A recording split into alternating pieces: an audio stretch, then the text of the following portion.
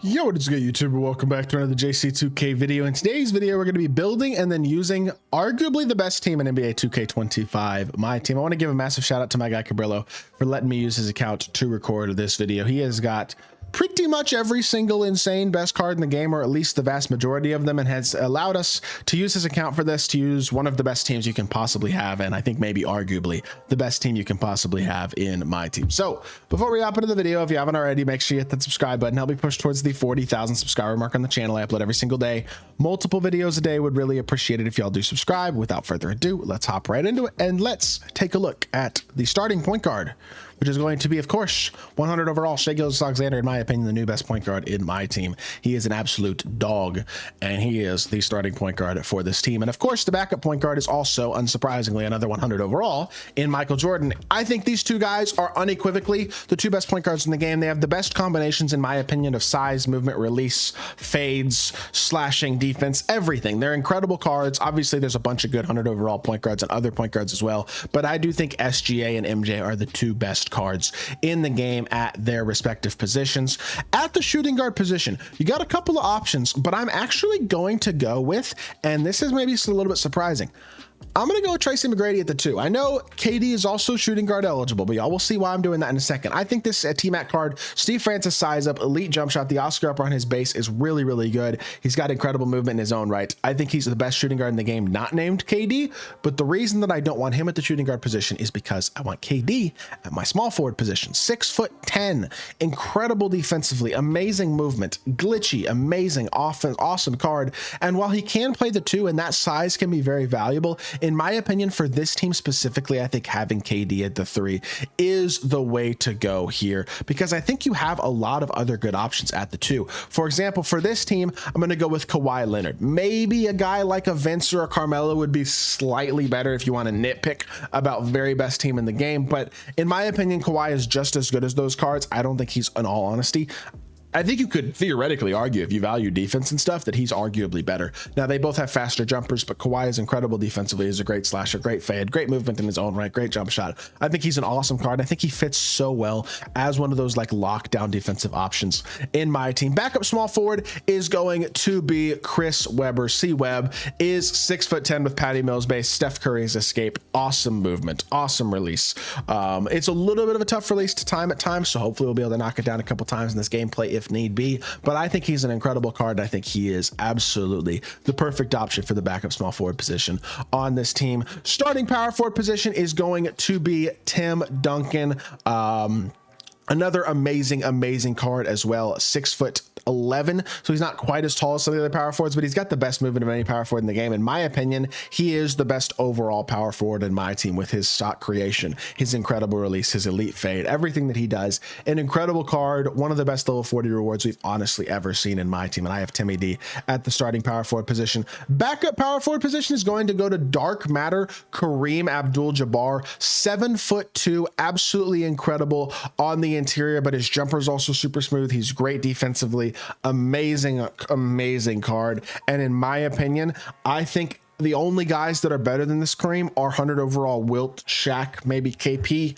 Cabrillo doesn't have those cards, so if you want to nitpick very slightly, there are slight tweaks you could make to this team that would arguably make it a little bit better, and that's probably one of them. The starting center position, though, there are no arguments, there are no tweaks. We have the best center in the game. There is no doubt about that whatsoever. In 100 overall, Yao Ming, an absolutely ridiculously amazing card who truly does everything well at 7'6". He's just an incredible glitch. His jumper's amazing. He is so hard to stop, just incredibly tough to match up with, an absolutely ridiculously overpowered card. And then at the backup center position, again, another ridiculously challenging to stop and glitchy card in Dark Batter Zach Edey, 7'5", very good jump shot, dominant inside. The size is glitchy, the finishing is glitchy. He is just another amazing card. And then might as well add another couple cards to the team to round off the squad. Andre Kirilenko, who, by the way, if I wanted to put KD at the 2, and then C-Web at the 3, and have T-Mac and AK off the bench, that would be just as good as the team we have assembled right now. Maybe even arguably a little bit better, but it would probably make the starting lineup just slightly worse. So I think we'll just leave it like this. But Andre Kirilenko, another one of the very best cards in the game, of course, as well. And then I will say, I don't think I don't think any of these other cards would really be on the best team in the game, but we'll throw Joel Embiid in there. And then because he's 100 overall, we'll throw Steph Curry in there as well to finish off the team because it looks pretty. And there you go. Like, the honest truth is the only upgrades that I think could be made to this team to make it better right now would be if he had like 100 overall Carmelo and 100 overall Wilt. Maybe Galaxy Opal Wemby, which by the way, he's got a Galaxy Opal Wemby, so never mind. We'll throw Wemby in there as well. Because why not have Wemby? Because Wemby and Edie, I think, is a debate. I think you could really go between either of those guys as well. So there you go. This is the team. Insane squad. Literally one of the best teams that is absolutely possible to even imagine. And again, like I said, the only two tweaks I think you could possibly argue are 100 overall Carmelo Anthony, 100 overall Wilt Chamberlain, who he does not have, but still insane cards, an insane squad. And Cabrillo is also in tier 1 Showdown. So we're going to hop into a tier 1 Showdown game and we're going to see if we can dominate with one of the very best teams that is possible. So I'm excited to get into it. Let's hop into a game. Let's see what the God Squad can do. Alrighty, our opponent here is Rick Owens. He's got D-Book, Ricky Davis, KD, Tim Duncan, and Wemby. Definitely a very, very good squad. Couple of really good 100 overalls. He's got Wemby. Ricky Davis and KD aren't bad cards either, but at the end of the day, tier 1 player, probably a pretty good player with a very good squad. I do think he is going to have a tough time matching up against this squad. We got a different level of Kevin Durant. We got a 99 speed, 7'6" center. We got the 2 best point guards in the game. We have everything you could possibly ask for and more in terms of the depth and talent of this team. And I think this is just going to be a very, very tough matchup for my opponent. Even if he is a great player, I think he's still going to have a tough time in this game, in all honesty. And we even got a contest on that first possession of the game. He knocks it down. It's a good shot. Nice tough fade by my opponent. Like I said, I do expect this early in the season, tier 1, our opponent's going to be a pretty good player, but I just don't have confidence that he's really going to be able to compete with this level of God Squad. As Yao gets himself an easy slip, easy dunk. I think I could just drop like 45 points with Yao if I wanted to, but we're going to try to spread the love as best as we can. What I generally do in these videos is I try to make sure I score with everyone, and that is going to be the goal in this one as well. Yao walls that up perfectly. Really good defense by Yao, and I don't honestly know how he got that offensive board, but he did. So there you go. Congratulations to him. Gets himself a bucket. Let's see if Wemby can literally do anything against Yao. The answer is no, he cannot. Let's get the ball to T-Mac here. Nice escape. Boom. That's actually really good defense, honestly. But Tim Duncan with the slip, easy dunk there. We got 3 quick buckets on the inside to start off the game, 3 dunks, and we got ourselves a 6-4 lead. So let's go try to contest the fade. Very good offense, honestly. He got himself a good shot, but he didn't knock it down. And this time, Yao does get the board. Throw it over to KD. KD, the Durantula. Boom, boom. I gotta get better with KD's animations though. I'm gonna be honest. I'm a little bit mediocre with them right now. Like right there, I had to open 3, but I just was too. Yeah, my movement with this KD, I gotta get better with him because I think he's like the best shot creator in the game, basically. But I'm not awesome with his movement and his animation so far. That was a dot though to T-Mac at the end of the possession, and T-Mac gets his first bucket of the game, and that means everybody except for KD is scored. So not a very good offensive possession by me with KD that last possession, but we're gonna see if we can have a better one here on this one. Good defense here. Tries to dot the corner. That's not happening. Again, all these cards, they have insane animations offensively, elite releases. They're all really great at everything, but they're amazing on the defensive end of the court as well. And they honestly might even be better on the defensive end than they are on the offensive end at times. Has he escaped behind the back? Oh my goodness. Kevin Durant. Never mind. We can move with you after all. He gets himself a kill on that screen. And we got a 12-4 lead already. Everyone in the starting lineup has already scored. And we are like a minute into this game. That should have been a steal, or sorry, 2 minutes into this game. But that dang near should have been a steal to the corner as well. I feel bad for this dude, man, because like his team is good and he seems like a good player. But this is a tough matchup. It's just not an easy matchup to go up against. And since we already scored with everybody, we can kind of just come out here and hoop then. Until we got the bench in the game, we can just do whatever we want until that point. And that means catch and shoot. Wide open Yao Ming 3. Green bean. You can't leave him open. I promise you all that. You can't leave anybody on this team open because they all have glitchy jump shots and amazing animations and are just incredible cards. As I, speaking of, leave him wide open again from 3. That was really bad defense. Can't fix being bad at the game, even when you have the best cards in the game, because that was just really bad defense. But again, we're gonna attack here. Stop, pop, T-Mac 3. The game made me miss. It's gonna happen. You can't, it doesn't matter if you have the best team in the game or what, the game's still gonna make you miss sometimes. That's just how 2K25 is with the way the RNG shooting is. As dumb as I think that is, you could have the best team in the game and you're still not gonna make every shot, even if you time it properly, which is annoying, but it is what it is. Another opportunity for T-Mac in the corner. That one's green. Good shot. We still got ourselves an 8-point lead. And honestly, feel like we're playing really well, all things considered so far in this game. Try to get a contest on one of these mid-ranges. We finally get one and actually force a miss. And KD's out in transition here, dragging it back. KD behind the back, size up, attack, boom, peek, good move. Oh, I'll shoot the fade. That's fine. We will live with the fade. It's not that bad of a shot, honestly. Unfortunately, didn't knock it down. That was probably a little bit of a force. I kind of gave up a dunk there. I let him get in transition and stuff. That was a little bit of a questionable decision by me to put that shot up, but it is what it is. You know what KD can also do? He's a great shot creator, but he's a great slasher too. I want to get to that rim and finish it through contact if we can. Kevin Durant, I mean, that's not even good offense. I just hop stepped into a defender's body, four-step a contested shot, and didn't time it well, and it still went in. That's just troll. I don't know. I love that you cannot stop a run-in corner fade in this game, no matter who you are. I try my best to get to that, and it's just like there's nothing I can do in all honesty. SGA gets touched by the screen just barely, and it's a wide open shot every single time. Corner fades are tough to guard in this game, and our opponent knocked that one down, which cuts it to only a 5-point game, but still at the end of the first quarter. Pretty darn dominant performance, all things considered, on the offensive end by this team. And I can be a bit better defensively, but we're pretty much getting whatever we want on almost every single possession. So can't complain about that. Good contest by, I believe that was C-Web, and I'm going to turn the ball over.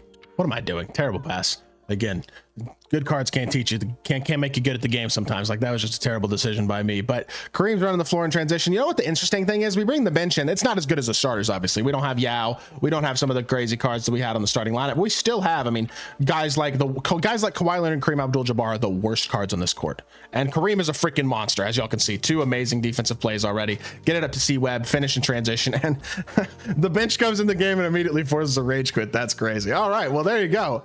One game down. Let's hop into one more. I want to get a little more gameplay with the bench and just talk about the effect of this bench as well. So we're gonna hop into this next game, and we'll probably only play about a half of this next game, I think, and see how that half goes anyway and go from there. But let's hop into one more game. Let's keep on hooping. Second opponent's team is about the same as the first. Levine, B-Roy, Braun, Tim Duncan, and Wimby. I mean, still honestly not that insane, just compared to like the team that we're going with. I don't know, he doesn't even have an overall point guard in book like our last opponent did with Booker. Just Zach LaVine is going to have a tough time competing. This is a bit overpowered. It's just ridiculous. I'm not going to show much of the starters in this game just because I want to get to him putting in his bench. Hopefully, if he doesn't quit, if he quits, it just kind of is what it is. I just think the effectiveness of the bench with this type of team is even more ridiculous because the starting lineup's insane. But a lot of people who have open half boxes and stuff have good starting lineups. And they might not have Yao and they might not have all that type of stuff, but they have good starting lineups. They don't have the bench and the depth that this type of team has. That's I think what makes this team the craziest, in all honesty, is how deep it is. And KD catch and shoot, I actually missed that. Wow, I'm surprised I missed that, but that's okay. He's gonna stop on the break and shoot a contested. Yo, he just screened 2 contested shots in a row with the button to start the game. What? Yeah. That wasn't even that was a terrible shot, and it went in, I guess. And I missed 2 open shots in a row to start the game. Oh my goodness. We're down 8-0 with the best team in the game. Well, that's not the way you want to start off the game by any means. That's all right. I'm pretty confident we'll be all right. If nothing else, we're just doing a challenge here where I put myself down 10-0 on purpose. That's what we're doing here. And he gets the offensive board too. What's going on? What a terrible start to the game. This is just horrible. I suck. It's all right. I think we'll be okay. I think we'll be able to get ourselves right back out of this. Can I get a board? Thank you. Beautiful. Run the floor here. Let's find our open player. Find Yao up top. Yao, reset. Let's get some spacing, please. Let's get some spacing. Let's get into some offense. Let's actually play like we care a little bit about winning this game. Yao, open 3, corner 3, knock down, and we finally get our first bucket. And like I said, not going to show much of the starting lineup in this game, but needed to get us a bucket at least before I cut away from it. I wasn't commentating because I was just going to go to the bench. Did y'all see the shot I just made? What? T-Mac just hit that from no takeover from wow. I am unbelievable. These cards are broken, by the way. I mean, I started this game down 10-0 or something like that, like really bad. Now we've taken the lead. That was the shot, took the lead right there. And this dude I'm playing against is trying his best, bro. He's a pretty good player. He's greeted his shots. He's greened like 3 threes already. I mean, he's playing pretty solid, but I just don't know how he can compete, to be honest. And look, again, this is what I'm talking about with the bench. When I put the bench in on this team, which again is kind of hard because I have to manually put in everything properly, but when I get the bench put in on this team, this dude's, for example, he's tier 1 player, but he's got John Wall as his backup point guard. He's got Moses, who's good card, don't get it twisted. He's got Dr. J, very good card, again, don't get it twisted, but not the same. The bench that this team has is so, I got a green, bro, is so ridiculous because it's honestly maybe in a lot of matchups an even bigger mismatch than the starters, because a lot of people are going to have good starters. They'll have a few hundred overalls, they'll have that Tim Duncan, they'll have a couple other cards in their lap. That is a terrible take that just got rewarded with 3 points. That's unfortunate, but whatever. Gives us the opportunity to get our bench in, if nothing else. But again, you're always going to have a ridiculous level of cards in the game. When you have MJ and Chris Webber and Kareem and Zach Edey and cards like that off the bench, like this dude's got Joakim Noah at the backup center position.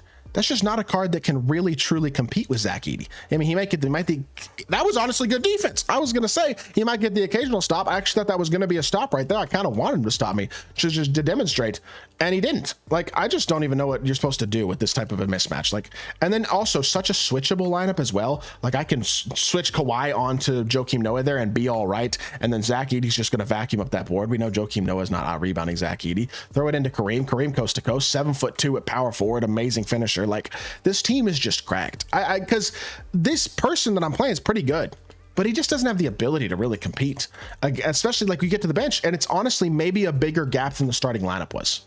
And that's where it becomes even crazier, honestly, to have a team like this. Help out the corner there. Again, just got so much speed, so much versatility, so much size, can cover so much space, like just can do so many things well. It's really, really tough to match up against. And I feel bad for this guy because he's doing his best, but he just can't compete. And remember, he had himself like kind of a fluky 8-0, 10-0 lead in this game. And now he's already down 5. He does get a bucket there. But since that 8-0 lead, I've outscored him 23-12. Like, I just don't know what this dude's even really supposed to do, in all honesty, to be able to compete against this type of a squad. I could have gone up there with Edey too. I had him open again. Like, that was an easy dunk if I just went up with it. And this dude's a hard off ball in the corner too. I mean, he's trying everything he can just to screw with the game and take advantage of stuff, and it just doesn't matter. And one dunk right there. Zach Edey, easy finish. Sorry, dude. You just don't have the team to compete. When I told y'all this is the most pay to win my team that has ever been, I don't think I was lying. I just want to say that right now. I said that I made that video last weekend to talk about how I think this is the most pay to win my team that has ever been. I was not exaggerating. That is all I will say. It is distinctly just the visual speaks for itself. The gameplay speaks for itself. My players are bigger, faster, stronger, better, just overall more capable than his are. This dude's a decent player and he's putting up a solid fight, but again, he's been outscored 29-15 since the fluky first couple minutes of this game. So I don't know. I don't know how you're supposed to match up with this. I don't think that this is really good for the game, but for people like this who have this type of team, they're going to have a fun time because they're just going to win because their team half the time. But like, yeah, I wish the game wasn't this drastic in terms of the pay to win aspects of it and how uneven it is. Because if you give a good player a team like this, I'm not saying I'm the best player, but I think if I have this team, I would lose. I think you could count on one hand the amount of Showdown games I would lose all season. Like, it's just crazy to have a team like this. And if you're a good player with a team like this, like, good freaking luck. I just don't know how anybody's even supposed to really compete, in all honesty, because every card in the court can be, in a lot of ways, a near primary. Oh, that's almost a bucket too. Honestly, that probably should have been a bucket. Every player on the court is like a primary shot creator in a lot of ways, or at least you can run offense through them, even if they don't have the SIGs to be primary shot creators. Like, I can run offense through Zach Edey if I want to. You know what I mean? Like, I can go pick and roll with Zach Edey and have him be a scorer on a possession by possession basis because he's going to be such a mismatch size wise. Every card in the team, honestly, except for maybe Kareem and Kawhi, can be a primary ball handler. Even those guys can be guys who can have big offensive performances on the game, and their size and defense and versatility makes them extremely valuable as well. So with that being said, for whatever reason, the game is kind of starting to lag. And I think I think I've been yapping for long enough anyway. So I think I'm going to call this video here because I don't really think we need to see the second half. I think it's pretty clear this is probably going to turn into a blowout, which is not this guy's fault. I think he's a pretty good player. Like I said, he's actually keeping it relatively close, which I'll give him credit for. But again, he's still been outscored by 13 points in the last quarter and a half. So with that being said, I just almost turned the ball over. Goodness gracious, I stink. Why is Zach Edey getting a blow by? What am I watching right now, bro? Zach Edey just, and then another blow by. Again, these cards all have 90 something speed. It's just ridiculous. And I'm boxed. Okay, I'll backdoor Zach Edey, dump it into him. He's 7'5". He's gonna do glitchy stuff around the rim. This type of team's unfair, man. It really is. I hope y'all did enjoy the video. If you did, make sure you hit that like button, leave a comment, and subscribe. I'll be back with more 2K content very, very soon. I appreciate y'all. Peace.